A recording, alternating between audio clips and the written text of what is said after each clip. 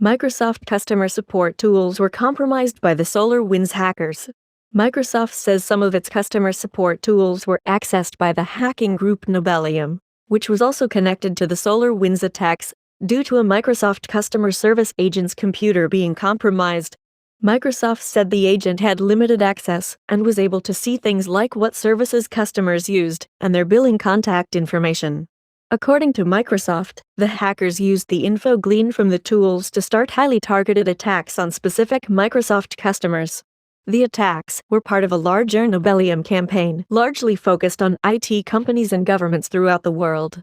The company says it's reached out to the customers who were impacted by the hacking group's use of the tools, and that Nobelium no longer has access to the customer support agent's device.